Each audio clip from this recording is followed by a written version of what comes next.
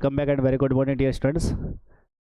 पिछले क्लास में बात कर रहे थे क्लास 12th का एक टॉपिक जिसका नाम था सिंथेसिस। इस क्लास में हमने अभी तक जो 4 या 5 जो रूल है हमारे वो हमने कंप्लीट पढ़ लिए हैं। कुछ और जो रूल्स थे वो हमारे पेंडिंग रह रहे थे। आज की क्लास में हम बात करने वाले हैं सिंपल सेंटेंस के अंदर हमारे जो बाकी के जो रूल्स बचे हुए हैं। इसमें रूल नंबर 6 में है by using conjunction and. By using conjunction and आप सभी को पता होगा ये जो कंजक्शन एंड है इसका प्रयोग हमने कंपाउंड सेंटेंस बनाने के लिए भी क्या यूज़ में लिया था। इसमें हमने बताया था कि जो कंपाउंड सेंटेंस होते हैं वो हमारे पास कोऑर्डिनेटिंग कंजक्शन से जुड़े हुए होते हैं और कोऑर्डिनेटिंग कंजक्शन में हमारे पास में जो कम्युलेटिव वाली कैटेगरी थी, कम्युलेटिव वाली जो कैटेगरी थी उसमें हमने लिखा था कि हमारे पास and, both and, not only but also और एज वेल एज, ये 4 प्रकार के जो कंजक्शन है उनका प्रयोग किया जाता है। इसलिए हम दूसरी तरफ देखें तो एंड वो कंजक्शन है जो हमारे पास सिंपल सेंटेंस बनाने के लिए भी काम आता है और दूसरा ये कंपाउंड सेंटेंस बनाने के लिए भी काम आता है। अब हमें ये देखना है कि एंड जो है वो सिंपल सेंटेंस कैसे बनाता है या कंपाउंड सेंटेंस का निर्माण एंड कैसे करता है। तो इसके लिए हमको क्या ध्यान देना है कि यदि हमारे पास जो कंजक्शन एंड है वो यदि हमारे पास 2 नाउन को या फिर किन्हीं 2 फ्रेज को यदि एंड का प्रयोग जोड़ा जाता है तो ऐसी कंडीशन में जो सेंटेंस बनेगा वो बनेगा सिंपल। लेकिन यदि ये एंड जो है वो किसी 2 क्लॉज को या फिर किसी भी 2 सेंटेंस को जोड़ने के लिए काम आता है तो ऐसी कंडीशन में ये जो सेंटेंस बनेगा वो बनेगा कंपाउंड। यानी हम कह सकते हैं कि यदि हम 2 नाउन को या प्रोनाउन को या फिर फ्रेजेस को अगर एंड से जोड़ते हैं तो ऐसी कंडीशन में सेंटेंस कौन सा बनने वाला है, सिंपल। और यदि 2 क्लॉजेस को या 2 सेंटेंस को हम एंड से जोड़ते हैं तो ऐसे समय पर हमारे पास जो सेंटेंस बनेगा वो बनेगा कंपाउंड। तो चलिए हम एग्जाम्पल के माध्यम से इसको और अच्छे से समझते हैं। जैसा कि हमने एग्जाम्पल फर्स्ट लेते हैं यहाँ से कि Ram will go to Agra, Shyam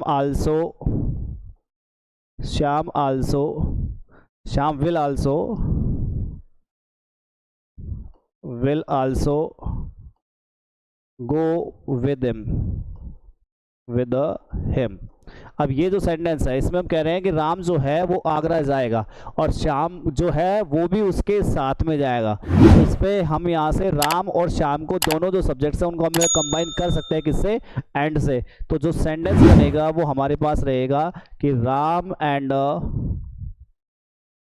Shyam will go to Agra.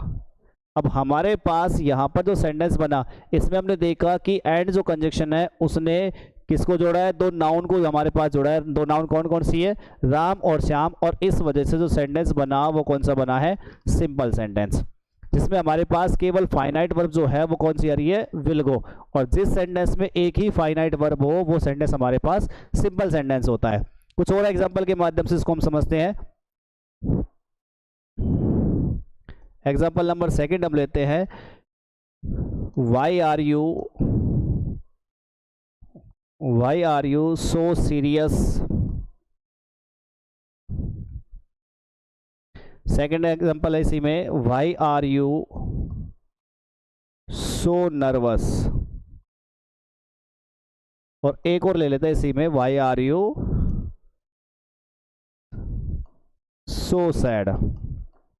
हमने 3 यहाँ पर सेंटेंस लिए हैं और तीनों सेंटेंसेस को कंबाइन हमें करना है। तो हम देख सकते हैं यहाँ पर why are you so serious, इतने ज़्यादा दुखी क्यों हो। Why are you so nervous, इतने ज़्यादा बेचैन क्यों हो। Why are you so sad, इतने ज़्यादा निराश क्यों हो।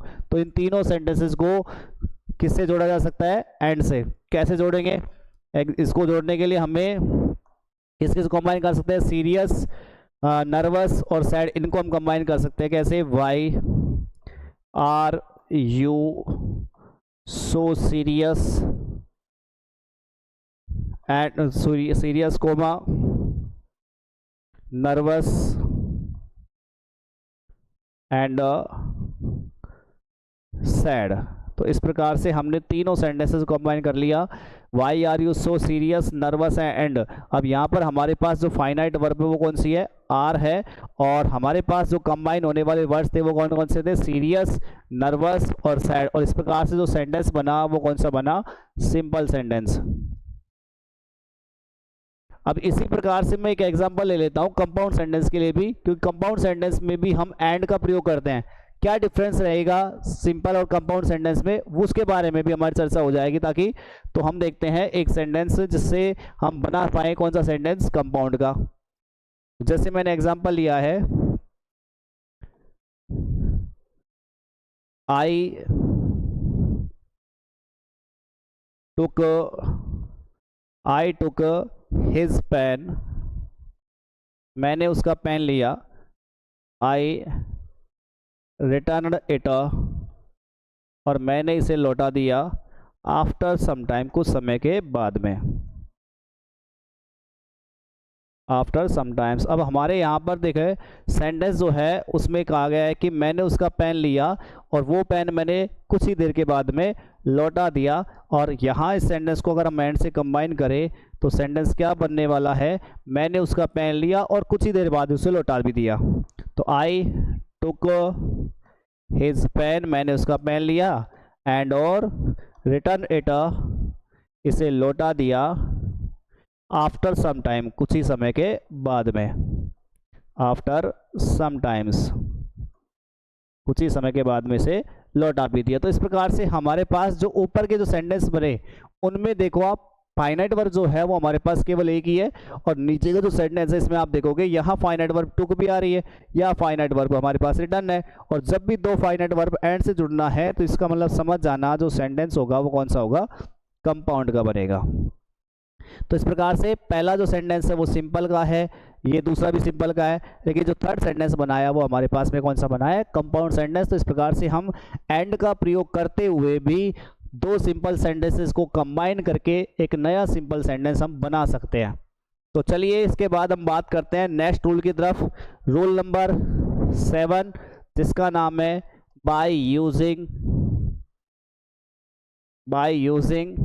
एडजेक्टिव। एडजेक्टिव का प्रयोग करते हुए दो या दो से अधिक सिंपल सेंटेंसेस को कंबाइन करना और एक नया सिंपल सेंटेंस किस प्रकार से हम बना सकते हैं इसके बारे में हम बात करने वाले हैं।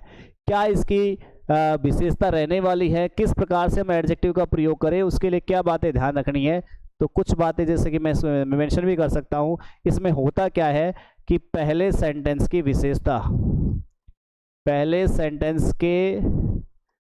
सेंटेंस की नाउन की विशेषता दूसरे सेंटेंस में बताई जाती है।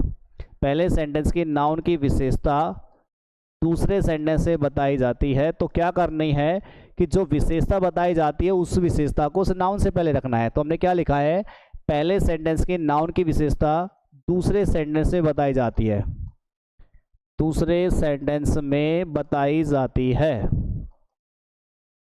दूसरे सेंटेंस में बताई जाती है।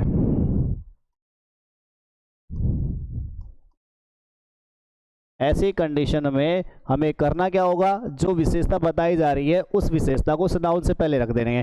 तो हमारे पास जो सेंटेंस बनेगा वो कौन सा बनेगा, सिंपल। तो जैसे एग्जांपल मैं लेता हूँ, पहला सेंटेंस है हमारे पास आई सा ए गर्ल, और सेकंड सेंटेंस इसी में लिखा हुआ है सी वाज ब्यूटीफुल। तो जैसे हमारे पास ये सेंटेंस है, फर्स्ट सेंटेंस कहता है आई सा ए गर्ल, मैंने एक लड़की को देखा, और सी वाज यंग, वो ब्यूटीफुल थी, वो सुंदर थी। तो हमने लिखा भी है पहले सेंटेंस में जो नाउन दी जा रही है, यहाँ नाउन हमारे पास कौन सी आ रही है, गर्ल। उस सेंटेंस की विशेषता दूसरे सेंटेंस में बताई जा रही है, तो दूसरे सेंटेंस में विशेषता कौन सी आ रही है, ब्यूटीफुल। इस वजह से हमारे पास यहाँ ये जो ब्यूटीफुल वर्ड है, जो एडजेक्टिव यहाँ दिया जा रहा है, उस ब्यूटीफुल को आप कहाँ रख सकते हैं, इस गर्ल से पहले। तो किस प्रकार से बनेगा हमारे पास सेंटेंस बनेगा आई सा ए ब्यूटीफुल गर्ल। अब हमारे पास जो फाइनाइट वर्ब रही वो कौन सी रही, केवल और केवल यहाँ पे सा, और इसी वजह से जो सेंटेंस बनेगा वो कौन सा बनेगा, सिंपल। चले दूसरा एग्जांपल और लेते हैं इसमें से। एग्जाम्पल नंबर सेकंड है हमारे पास में, she met a man, she met a man, the man was blind। इसमें भी आपने देखा वह एक आदमी से मिली और वो आदमी कैसा था, ब्लाइंड यानी अंधा था। तो यहाँ जो ये एडजेक्टिव आया हुआ है, इस एडजेक्टिव कहाँ लगाना है, इस मेन वर्ड से पहले। तो क्या बनेगा हमारे पास सेंटेंस, हमारे पास सेंटेंस बन जाएगा she met a blind man.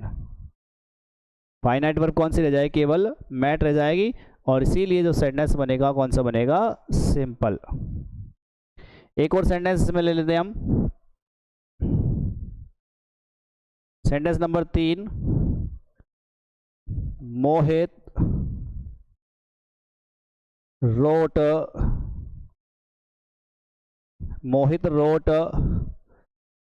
A book, the book was written on politics। अब सेंटेंस देखना थोड़ा सा, मोहित ने एक किताब लिखी और ये किताब किसके ऊपर थी, पॉलिटिक्स के ऊपर थी। तो हम इस सेंटेंस को लिख सकते हैं कैसे कि मोहित ने एक पॉलिटिक्स की किताब लिखी। तो हम सीधा बना दें इसको कि मोहित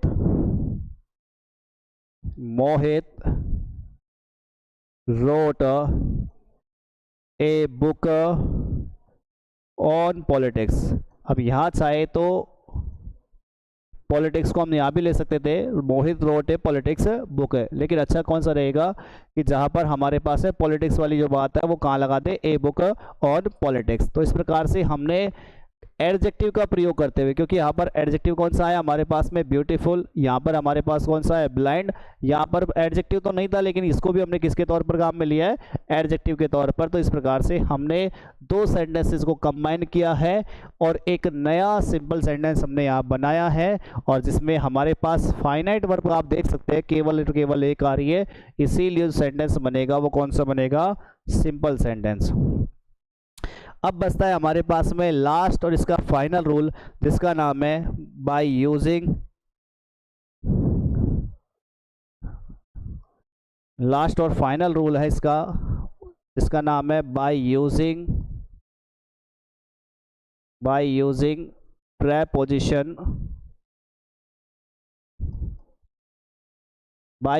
प्रेपोजिशन, बिफोर नाउन और जेरेंड।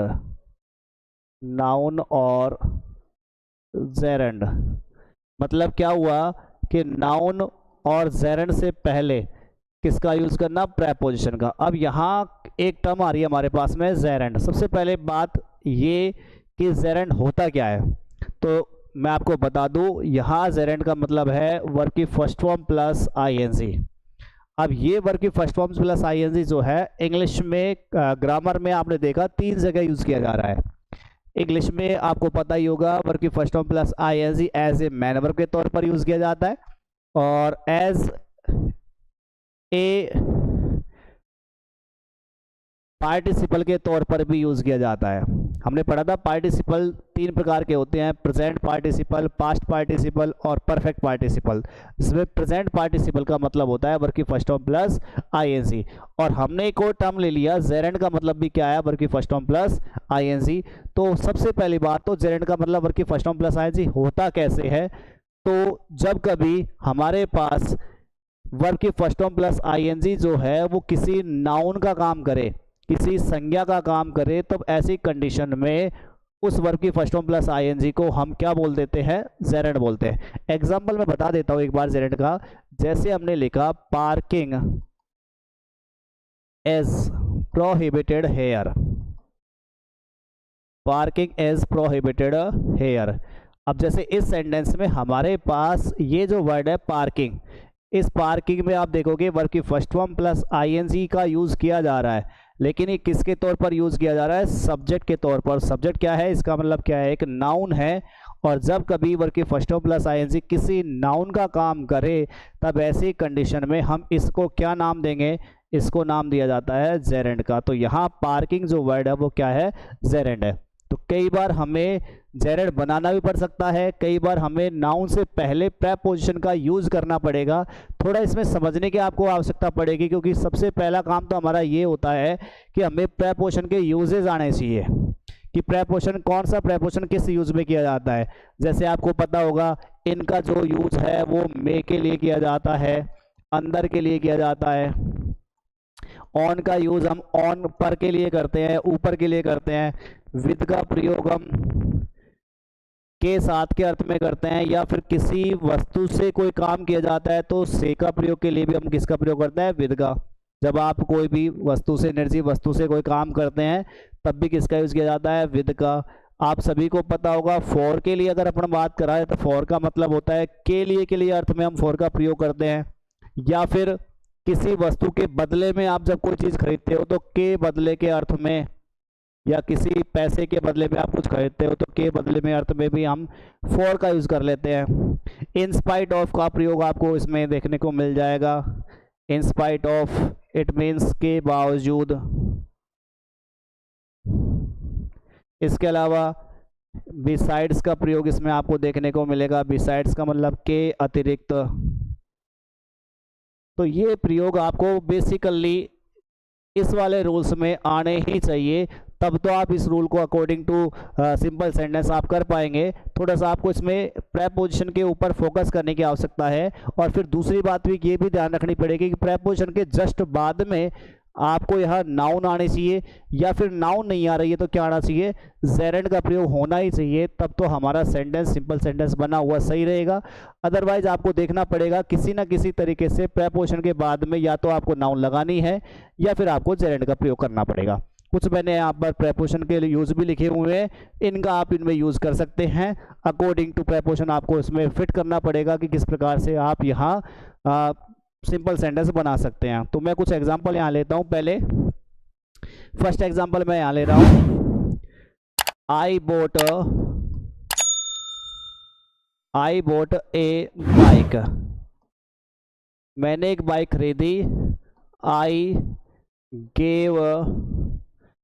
गेव 50,000। मैंने कितने हज़ार दिए, 50,000 रुपीज़ मैंने दिए फॉर इट, इसके लिए, इस बाइक के लिए मैंने 50,000 जो रुपए हैं मैंने दिए। अब बात आती है इसको किस प्रकार से हम कंबाइन करें और एक नया सिंपल सेंटेंस हम बनाएं। तो जैसा कि मैंने अभी थोड़ी देर पहले इसमें लिखा भी था कि ये जो हमारे पास में प्रेपोजिशन है इनका यूज़ हमको आना चाहिए। तो जैसे हम कह सकते हैं यहाँ फॉर का मतलब है के लिए या के बदले में। तो जब भी आप किसी मुद्रा, किसी करेंसी के बदले में अगर आप कोई चीज़ खरीदते हो तो इसका मतलब ये हुआ कि आप किसका यूज़ करने वाले हो, फॉर का। तो यहाँ मैं फॉर का यूज़ करके इन दोनों सेंटेंसेस को कंबाइन करके एक नया सिंपल सेंटेंस बना सकता हूँ। कैसे, तो जैसे मैं इसको कह दूँ आई बोट ए बाइक। मैंने एक बाइक खरीदी। कितने रुपए में खरीदी, 50,000 में खरीदी। तो मैं उससे पहले लगाऊंगा फॉर। कितने रुपए के बदले में खरीदी मैंने, 50,000 के बदले में, 50,000 रुपीज़। या रुपीज़ लगाओ या नहीं लगाओ इसमें कोई दिक्कत है नहीं, ऊपर लगा हुआ नहीं है तो छोड़ देंगे हम। आई बोट ए बाइक फॉर 50,000। मैंने 50,000 के बदले में ये बाइक खरीदी। एक और हम एग्जांपल लेते हैं इसमें। Example number second. She worked hard. उसने बहुत मेहनत की। She failed in the exam. She failed in the exam. अब देखो एग्जाम्पल नंबर सेकंड में कहता है कि उसने बहुत मेहनत की, लेकिन उस सब के बाद भी क्या हुआ, एग्जाम में वो फेल हो गई। तो हम देखें किस प्रेपोजिशन का यूज करते हुए हम इसमें से प्रयोग कर सकते हैं। तो यहाँ लगा हुआ है इन spite of. In spite of का प्रयोग कब करते हैं, जब आप बहुत अच्छे इफोर्ट्स तो डालते हो लेकिन उन सब के बाद भी परिणाम आपके हक में नहीं रहता है, तो ऐसी कंडीशन में हम यूज करते हैं किसका, इन स्पाइट ऑफ का। तो मैं इस एग्जाम्पल में इंस्पाइट ऑफ का यूज़ कर सकता हूँ, क्योंकि यहाँ बहुत मेहनत की है उसने, बट उस सब के बाद भी हुआ क्या, जो रिजल्ट है उसके फेवर में नहीं गया, वो एग्ज़ाम में फेल हो गई। तो हम इसको यूज़ कर सकते हैं किसका, इंस्पाइट ऑफ का। तो किस प्रकार से बनाएंगे कि भाई बहुत मेहनत करने के बाद भी वह एग्ज़ाम में फेल हो गई। तो बहुत मेहनत करने के बाद भी, यानी इंस्पाइट ऑफ, हमने इंस्पाइट ऑफ का यूज़ यहीं कर लिया, इंस्पाइट ऑफ। अब यहाँ बहुत मेहनत करने के बाद, देखो ये तो वर्ब है, कौन सी फॉर्म है वर्ब की, ये सेकंड फॉर्म है, बट आपको यहाँ मैंने कहा था कि प्रेपोजिशन के बाद में आपके पास में या तो नाउन आने चाहिए या फिर जेरेंड आना चाहिए।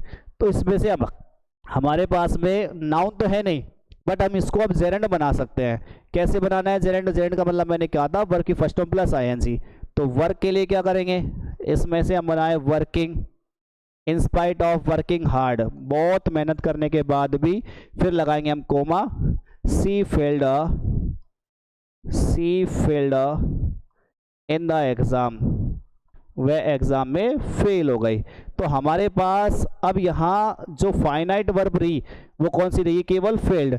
क्या आप ये फाइनाइट वर्ब इसको कहोगे क्या, बिल्कुल नहीं सर, क्योंकि यहाँ प्रेपोजिशन के जस्ट बाद में आ रही है। तो ये तो वैसे भी हमारे पास जेरेंड है, और जेरेंड कभी भी आप देख लेना according to subject, according to tense कभी चेंज नहीं होता है। इस वजह से यहाँ जो सेंटेंस बना वो कौन सा बना है, सिंपल सेंटेंस।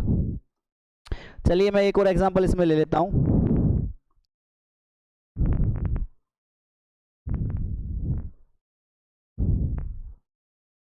एक और मैं एग्जांपल लेता हूं इसके लिए, एग्जांपल नंबर 3, आई सा द मून, मैंने चांद को देखा। अब चांद कौन है कौन नहीं है पता नहीं, लेकिन आई सा द मून, मैंने चांद को देखा, आई वाज ग्लैड, और मैं कैसा हो गया, खुश हो गया। अब क्या बनेगा इसमें, अब चाहे तो ये जो सेंटेंस है उसको हम दो तरीके से बना सकते हैं।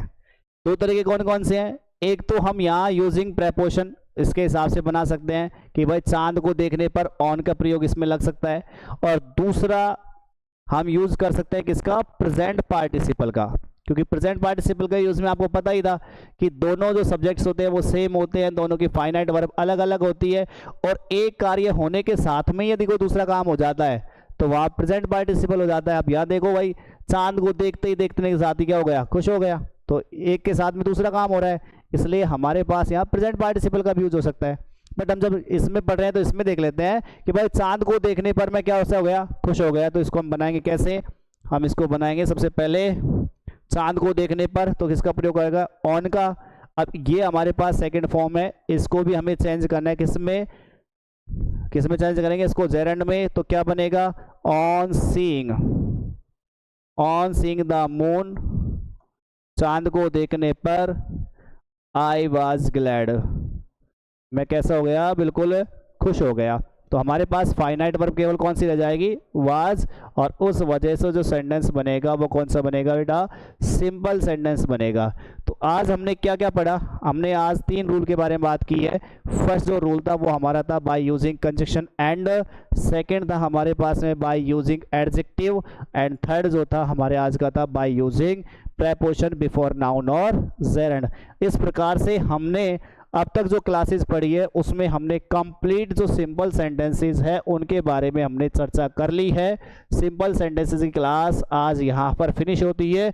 नेक्स्ट क्लास में जब हम बात करेंगे तो बात करेंगे कौन सेंटेंस के बारे में, कंपाउंड सेंटेंसेस के बारे में। कंपाउंड सेंटेंस बनते किससे है, तो कंपाउंड सेंटेंस बनते हैं कोऑर्डिनेटिंग कंजक्शन से। इसका मतलब ये हुआ कि कोऑर्डिनेटिंग जो कंजक्शंस है उनकी क्लासेस हमारी स्टार्ट होने वाली है। तो बने रहिए हमारी क्लास के साथ में, तब तक के लिए